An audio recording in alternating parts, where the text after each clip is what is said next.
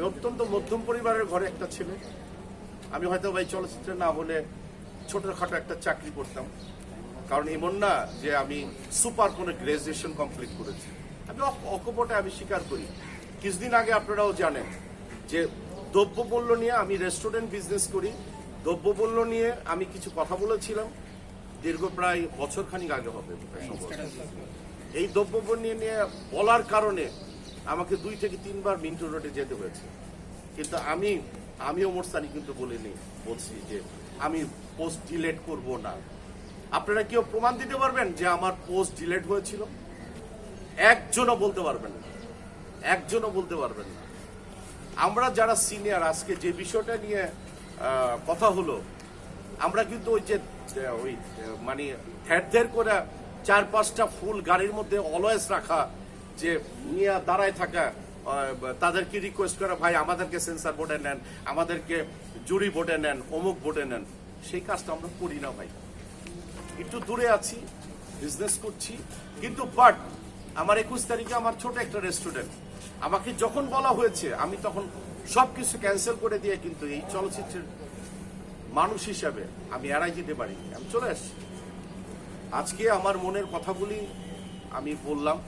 আমার অনেক শিল্পীরা যারা, তাদের যে সব সিনিয়রদের কথা আমি এখন বলছি, তারা 21 পদক পায়নি এবং আজীবন সম্ভাবনা পায়নি, তাদের কথা বলছি। তাদের সমসাময়িক 2-1 জন শিল্পী তারা পেয়েছেন, কিন্তু তারা কিন্তু কোনোদিন প্রতিবাদ করেননি।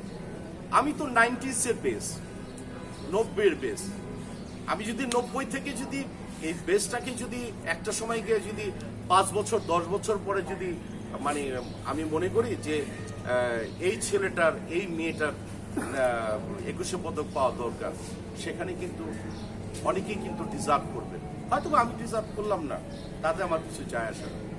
কিন্তু আপনারা যারা আছেন, আমি আমার মনের কথাগুলি, আমার পরিবারের কথাগুলি এখন বললাম। আমি চলচ্চিত্রের ভালো চাই এবং শেষ লগ্নে একটা খালি কথা বলতে চাই, ছবি বানালেই হবে না।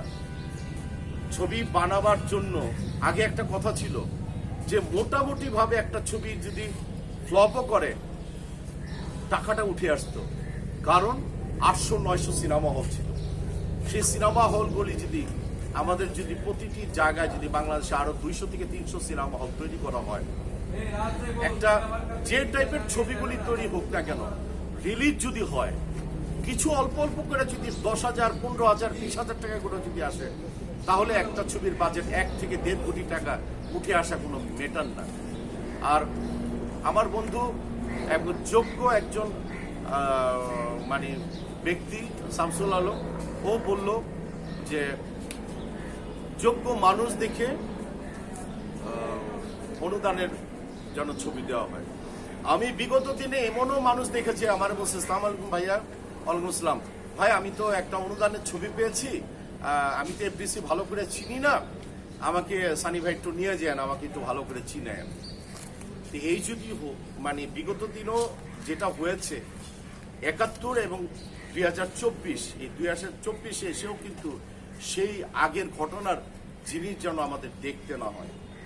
আমি বলছি না যে আমাকে বানায় ফেলানো, মুখ করেন, তোমার কোনো দরকার নেই, কিন্তু যাদেরকে আমি চিনি না, যাদের খাতিরের কারণে মানে একজন সাংবাদিকতায় আওলাদ ভাইকে আজা চৌকে যারা অবজ্ঞা করে, কেউ যদি কোনো সাংবাদিক জুনিয়র একটা ছেলে যদি বলে তাদের চেয়ে আমি বেটার, আমি তাদেরকে তিরস্কার করব।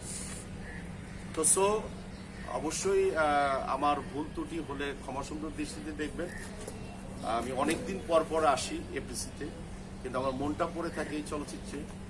আমি অনেকেই বলে আপনি কি চলচ্চিত্র ছেড়ে দিয়েছেন? না, আমি ব্যবসা করছি বিগত দিনের, এখন কিছু আশা করছি যে না, ভালো কিছু হবে। এবং এরকমও হয়েছে, আপনারা জানেন কিনা, যে ইকবাল কিছুদিন আগে একটা ছবিতে আমাকে কাজ করেছিল। আমি কেন আছি এই ছবিটার জন্য, সেই প্রশ্নের সম্মুখীনও কিন্তু ইকবালকে হতে হয়েছে। হ্যাঁ, তো আমি চাইবো যে এই ধরনের শিল্পীকে নিয়ে আর কোনো খেলা যেন না হয়। শিল্পী আছে, যে দলই করুক না কেন, তাদেরকে সম্মান দেওয়া উচিত এবং সামনে এসে তারা সবাই আমাদের, আমরাই আমরা। আমি কিন্তু ব্যথিত হই যাদেরকে নিয়ে কথা বলা হচ্ছে তাদেরকে যে একটা উইয়ার্ড সিচুয়েশনে কেন ফেলা হচ্ছে, এতেও কিন্তু আমরা ব্যথিত হই, কারণ আমরা শিল্পী। আপনারা মনে করেন না যে এতে আমি খুশি হচ্ছি? নো, আমি খুশি হচ্ছি না। আমার কিন্তু মন পড়ে যে তুই কোথায় আছিস, আমার কিন্তু মন পড়ে তুই কোথায় আছিস, মনটা চায়, খবর নেওয়ার চেষ্টা করি, ঠিক আছে?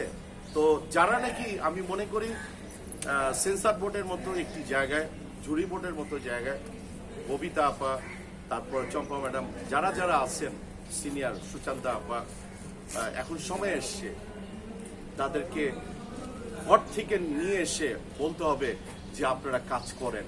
আমার মনে হয় তারা কাজ করবে, আমার মনে হয় তারা কাজ করবে, যে তাদের আলোয় আলোকিত কিন্তু আমরা হব ইনশাল্লাহ। ভালো থাকবেন সবাই, আসসালামু আলাইকুম। Thank you.